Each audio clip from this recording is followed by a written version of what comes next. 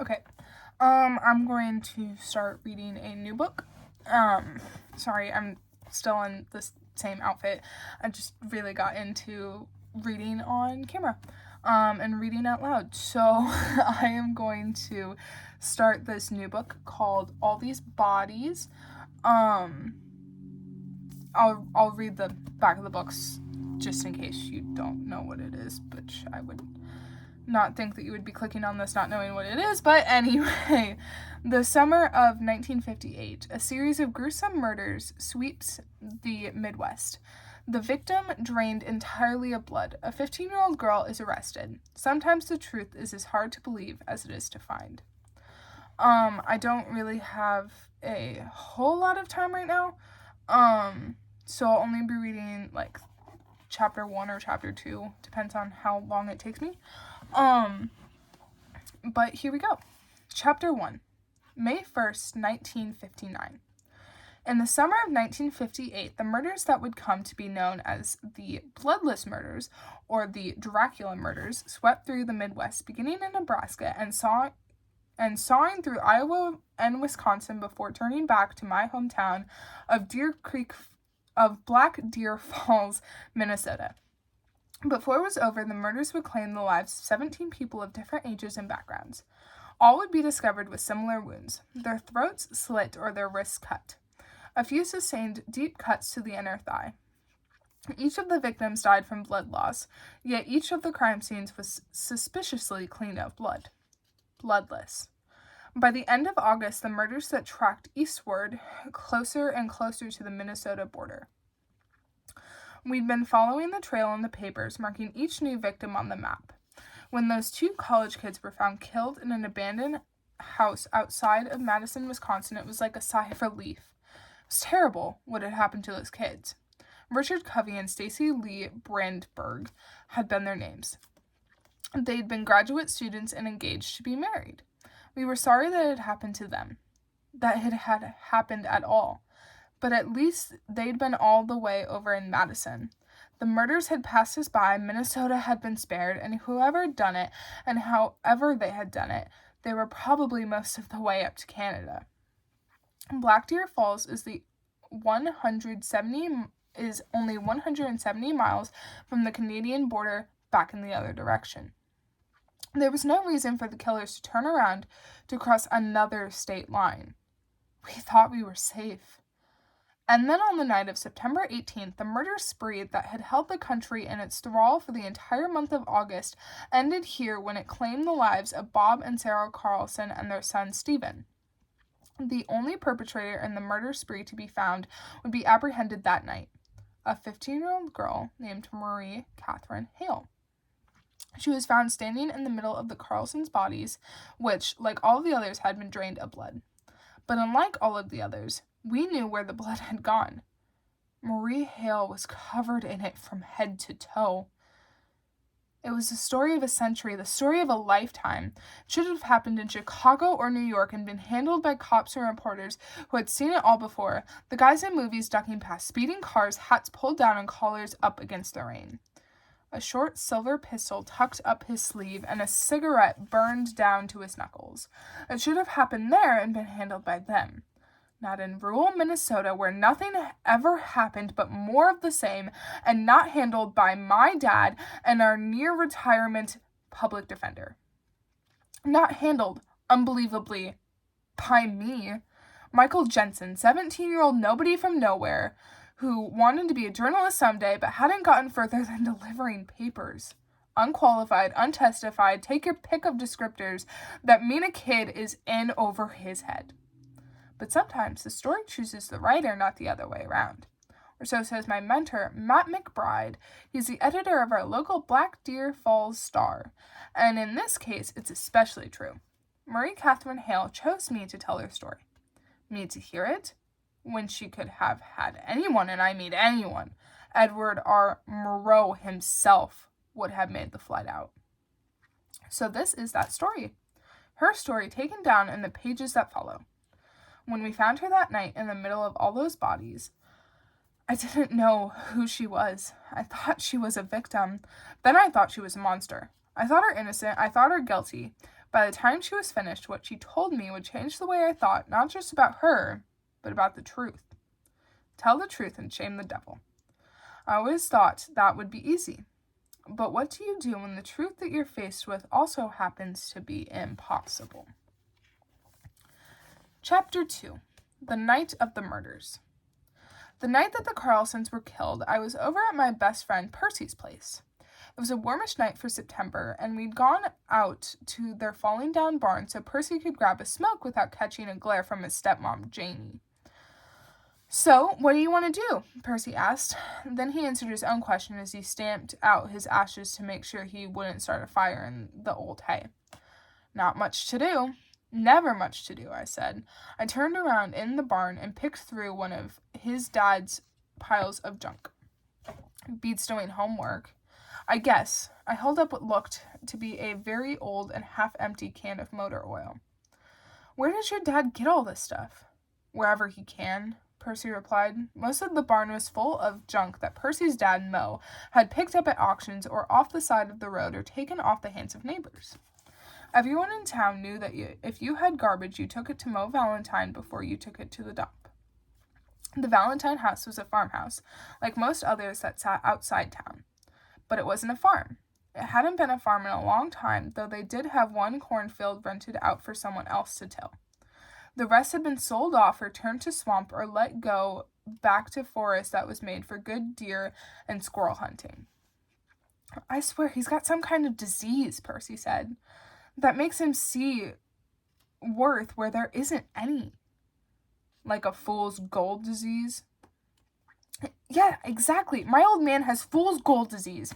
Did you just make that up? I shrugged. Maybe I hadn't. It seemed like something that might really exist.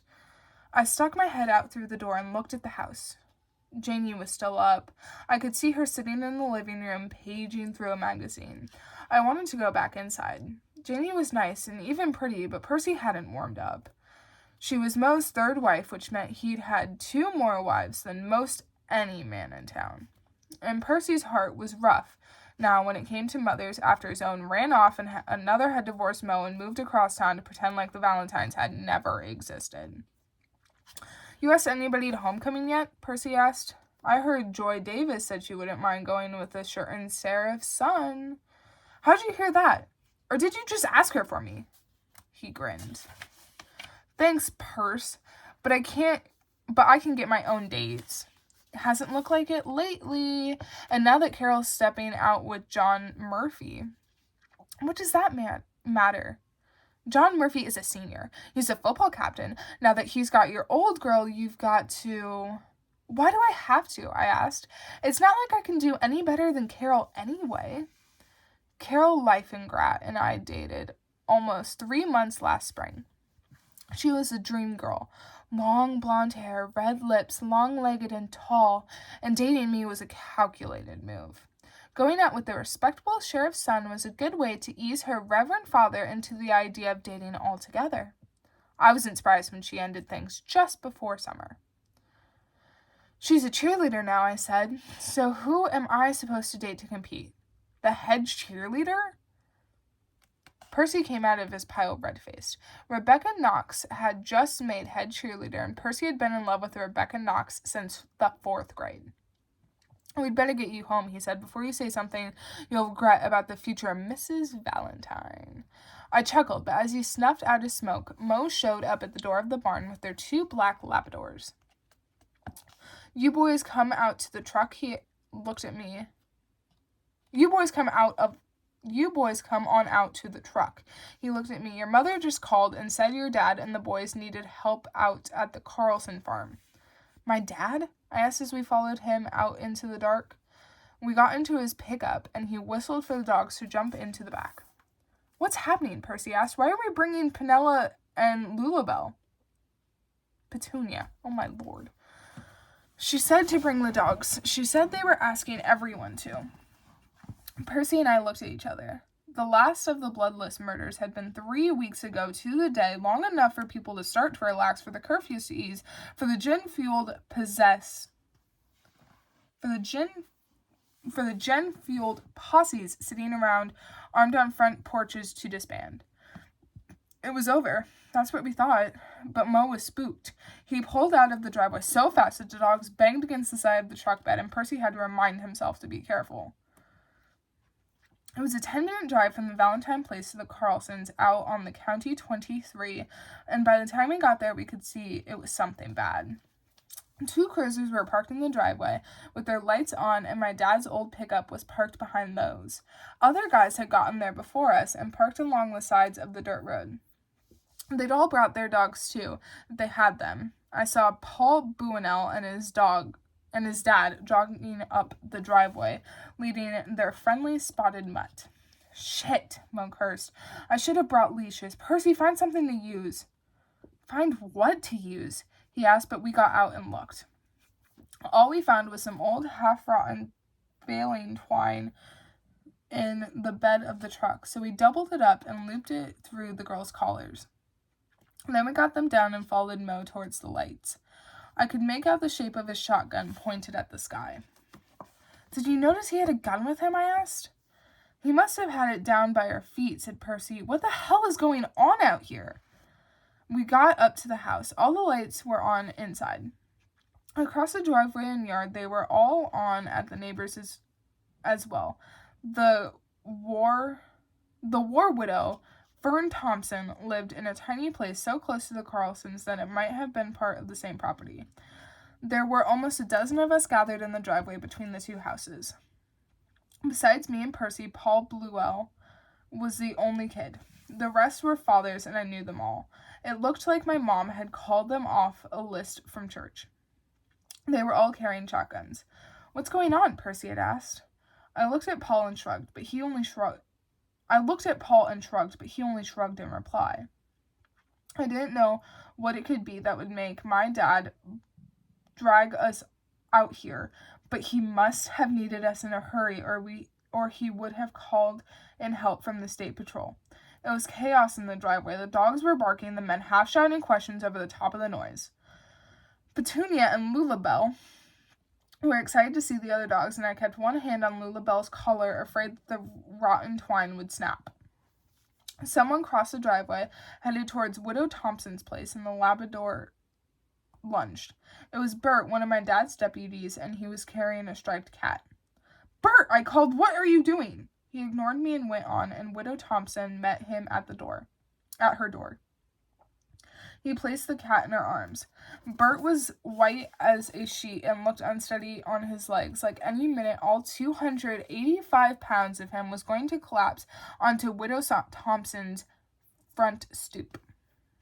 Rick, one of the men shouted when he saw my dad. Rick, what's happened? I looked back towards the Carlson house. My dad had just walked out of it and came towards us. I scanned his face, but it was no use. He looked like a cop that night.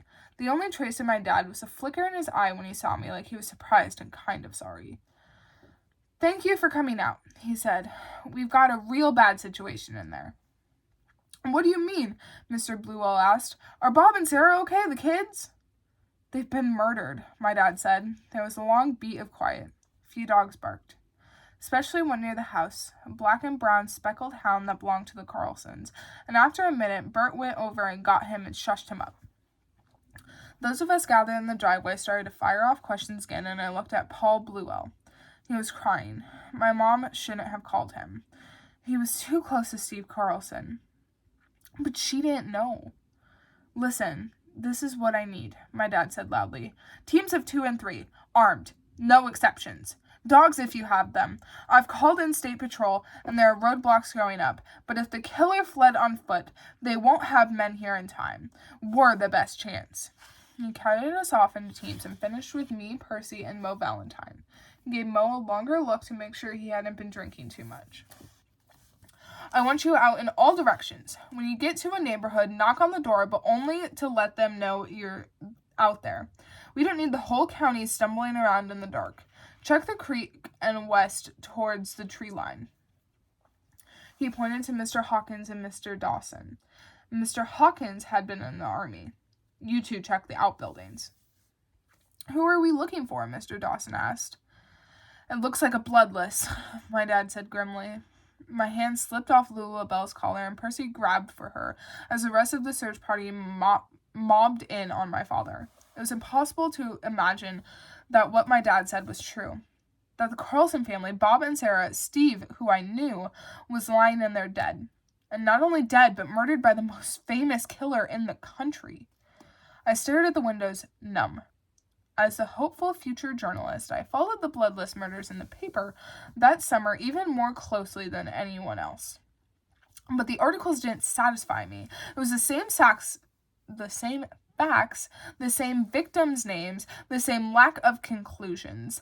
Sometimes they used to say same word 3 times in a paragraph, or the same phrasing in 2 different articles, as if the reporters were as terrified as we were, right there at their typewriters. The curtains of the Carlsons' living room were drawn, and from where we were in the driveway, I couldn't see much of anything. My feet slid right another step. I drifted closer to the house until I could peer through the space between the fabric panels. I didn't see anything at first, but part of the ceiling and some photographs hanging on the walls.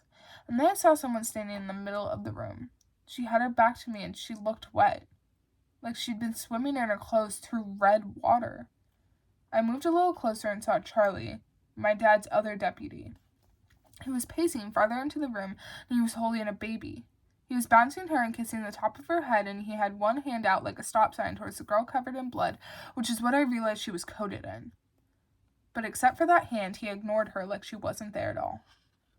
"The baby," I said. Everyone in the driveway looked at me and then towards the windows. "The baby's all right?" "The baby is all right," my dad said, and held back a few of the men who tried to go past him. "You're not going in there. No one's going in there that doesn't have a star on his chest." "Who is that?" I wanted to ask. "Who is that girl?" But my dad set his jaw. I wasn't supposed to be by the window, and I was supposed to clam up. I looked back and the girl was staring at me. It's impossible to describe what I saw in her face, even though I'll never forget what she looked like. She was drenched in blood, slicked with it. Her hair was saturated, and the blood looked wet in places, on her neck and where it leaked from her hair to run down her cheeks. That was the first time I saw Marie Catherine Hale. We did not actually speak that first night, but I still count that as our first meeting. Sometimes a look is all it takes, and the look that she fixed on me wasn't the look of someone silently ticking off the new faces of strangers. She saw me like she already knew me. I could almost hear her say my name. "Michael. Hello, Michael." In her low, surprising voice. Looking back now, sometimes I think I really did. My dad ordered us to start the search, and I snapped back to attention. Percy and Mo called for me, and the teams went off in different directions. I looked towards my dad, but he didn't see me. He called to Bert, who was still minding the Carlson's dog, and they went back to the house together. "Can you believe this?" Percy asked when Mo ran back to the truck for a flashlight. "Steve, the whole family, I don't believe it." "Not the whole family," I said. "The baby's okay." And thank God for that. Not even the Bloodless could kill a baby. "Percy, go help Mo with the flashlight. I'll meet you down at the truck." He looked at me a minute, holding on to both dogs. Then he dragged them away, grumbling that he didn't know what use a pair of duck dogs were going to be anyway when it came to tracking. I lingered in the driveway a while longer, just long enough to see Marie be escorted out to Bert's police cruiser. He put his jacket over her shoulders, and later he would tell me that he put a blanket down to cover the back seat, but the blood still leaked through. I remember wondering where it was that she was hurt. She was covered in red from head to toe, and I knew that not all of it could be hers. I thought perhaps she'd been cut somewhere on her head, where the blood seemed thickest. But I was wrong. After they cleaned her up at the station, they found not a scratch on her. Not a single drop of it had been hers.